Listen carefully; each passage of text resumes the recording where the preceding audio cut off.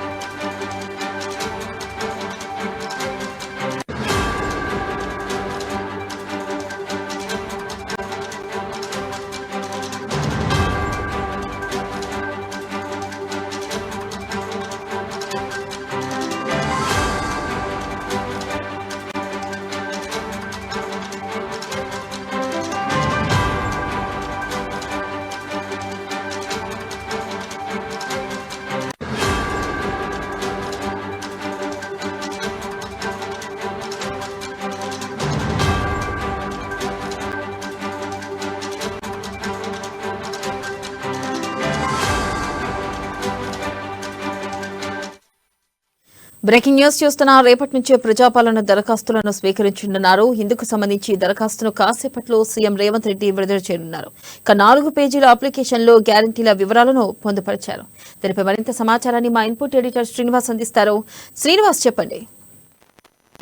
Right వెన్నెల, ఏదైతే రాష్ట్ర ప్రభుత్వం ప్రతిష్టాత్మకంగా తీసుకున్న అభయహస్తం పథకం ప్రజాపాలన పేరుతో రేపటి నుంచి అమలు చేయబోతున్నారు. అందులో భాగంగా రేపటి నుంచి అంటే 28 నుంచి తీసుకుని 6వ తారీఖు వరకు ఈ ప్రజాపాలనకు సంబంధించి అభయహస్తం పథకం కోసం అప్లికేషన్లు విడుదల చేయబోతున్నారు. మరికొద్దిసేపట్లో ముఖ్యమంత్రి రేవంత్ రెడ్డి సచివాలయం వేదిక ఈ అప్లికేషన్ ఫారం ను విడుదల చేయబోతున్నారు. రేపటి నుంచి ఉదయం 8 గంటల నుంచి సాయంత్రం 6 గంటల వరకు ఆయా మున్సిపల్ కార్యాలయాలు కావచ్చు, ఎంఆర్ఓ కార్యాలయాలు కావచ్చు, అదేవిధంగా పంచాయతీ కార్యాలయాల్లో ఈ అప్లికేషన్ ఫామ్లు ప్రజల కోసం అందుబాటులో ఉంచబోతున్నారు.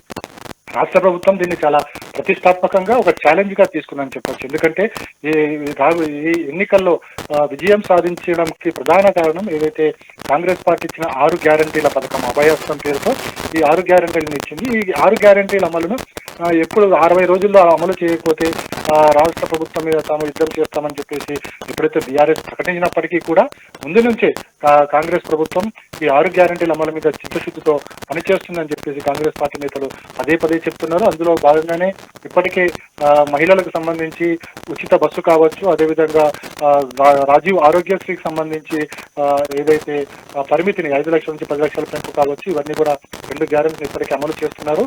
100 రోజుల లోపల ఏదైతే కాంగ్రెస్ పార్టీ ఇచ్చిన హామీలన్నీ కూడా అమలు చేస్తామని చెప్పిన నేపథ్యంలోనే రేపటి నుంచి ప్రజాపాలన అందించబోతుంది రాష్ట్ర ప్రభుత్వం. అందులో భాగంగానే ముందుగా అప్లికేషన్లు ఇవ్వబోతున్నారు. అప్లికేషన్స్ లో మనం చూసుకుంటే కనుక 4 పేజీల అప్లికేషన్ ఉండబోతుంది. ఈ 4 పేజీల అప్లికేషన్ లో మనకి ముందు పేజీలో ఏదైతే ఉందో ముందు పేజీకి సంబంధించి కుటుంబ వివరాలు తెలియజేయాల్సి ఉంటుంది. కుటుంబంలో ఇంటి యజమాని పేరు, అదేవిధంగా ఎంతమంది సభ్యులు ఉన్నారు, పుట్టిన తేదీ, ఆధార్ నంబరు, ఎంతమంది గృహ సభ్యులు ఉన్నారు, ఇది మొదటి పేజీలో ఉండబోతుంది. దీనికి సంబంధించి ఇంటికి సంబంధించిన అంటే గృహానికి సంబంధించిన కుటుంబ వివరాలు. ఆ తర్వాత 2వ పేజీలో చూసుకుంటే కనుక మనకి అభయహస్తంలో ఇచ్చిన గ్యారంటీ పథకాలు ఏవైతున్నాయో ఆ లబ్ధిదారులు ఎవరు కావాలనుకుంటున్నారో, ఎవరైతే దీని నుంచి లబ్ధి పొందాలనుకుంటున్నారో వారికి సంబంధించిన వివరాలు ఉండబోతున్నాయి. అందులో 2వ పేజీలో చూసుకుంటే కనుక మహాలక్ష్మి పథకము, అదేవిధంగా రైతు భరోసా పథకము, ఇందిరమ్మ ఇళ్ల పథకము ఇవి ఉండబోతున్నాయి. ఇందులో చూసుకుంటే కనుక మహాలక్ష్మి పథకం కింద మనకి ఇప్పటికే 2,500 రూపాయలు ప్రతి ఇంటికి మహిళకు ఇస్తామని చెప్పేసి కాంగ్రెస్ పార్టీ చెప్పింది. సో అందుకు సంబంధించిన వివరాలు ఉంటుంది. అదేవిధంగా రైతు భరోసా పథకం కింద ఏడాదికి 15,000 రూపాయలు ఇస్తామని చెప్పింది. సో అందుకు సంబంధించిన వివరాలు అందులో ఉండబోతున్నాయి. అదేవిధంగా ఇందిరమ్మ ఇళ్లకు సంబంధించి చూసుకుంటే కనుక ఇల్లు లేని వారు ఎవరైతే అర్హులు ఉంటారో వారికి ఇంటి నిర్మాణానికి అయ్యే ఆర్థిక సహాయం అందజేస్తుంది. అదేవిధంగా అమరవీరుల కుటుంబాలకు కూడా 250 గజాల స్థలం ఇవ్వబోతున్నారు. అదేవిధంగా మనకు చూసుకుంటే కనుక మరో పథకం గృహజ్యోతి పథకం, అది 3వ పేజీలో ఉంది. 3వ పేజీలో గృహజ్యోతికి సంబంధించి చూసుకుంటే కనుక రాష్ట్ర ప్రభుత్వం 200 యూనిట్లు ఉచితంగా గృహజ్యోతి పథకం కింద అందజేస్తామని చెప్పారు. కాబట్టి అందులో గృహజ్యోతి పథకం తర్వాత అందులో తెచ్చారు. అందులో 200 యూనిట్ల వరకు ఉచిత విద్యుత్ అందులో పేర్కొన్నారు. సో ఇది ఆ తర్వాత చూసుకుంటే కనుక చేయూత పథకం అయితే ఎవరైతే వృద్ధులకు 4,000, అదేవిధంగా దివ్యాంగులకు 6,000 రూపాయలు నెలకి ఇస్తామని చెప్పేసి అభయహస్తంలో కాంగ్రెస్ పార్టీ ప్రకటించింది. అది 3వ పేజీ కింద ఈ వివరాలు అందులో పొందుపరచబడ్డారు. అదేవిధంగా చూసుకుంటే కనుక ఈ మొత్తం వివరాలన్నీ పొందుపరిచిన తర్వాత ప్రజాపాలన దరఖాస్తు రసీదు అనేది 4వ పేజీలో ఉందంటే ఇవన్నీ వివరాలు అందజేసిన తర్వాత అక్కడ ఎవరైతే మన అప్లికేషన్ తీసుకుంటారో అప్లికేషన్ సంబంధించి అక్నాలెడ్జ్మెంట్ ఇస్తారు. సో ఈ అక్నాలెడ్జ్మెంట్ తర్వాత వెరిఫికేషన్స్ అనేవి ఉంటాయని చెప్పేసి కూడా ప్రభుత్వం చెబుతుంది. సో దీనికి సంబంధించిన కార్యాచరణ ఏ విధంగా ఉండబోతుంది, రూల్స్ అండ్ రెగ్యులేషన్స్ ఏ విధంగా ఉండబోతున్నాయి, అదేవిధంగా దీనికి కావాల్సిన అర్హతలు ఏంటి అనేవన్నీ కూడా కొద్దిసేపట్లో ముఖ్యమంత్రి అప్లికేషన్స్ రిలీజ్ చేసిన తర్వాత మరిన్ని వివరాలు బయటకు వచ్చే అవకాశం ఉంది. అయితే ఏదేమైనప్పటికీ కూడా రేపటి నుంచి ఈ ప్రజాపాలన అనేది ప్రజల్లోకి అందుబాటులోకి రాబోతుంది. ఏదైతే 28 నుంచి అంటే రేపటి నుంచి తీసుకుని జనవరి 6 వరకు ఈ అప్లికేషన్లు అన్ని కూడా మనకి అందుబాటులో ఉంటాయి.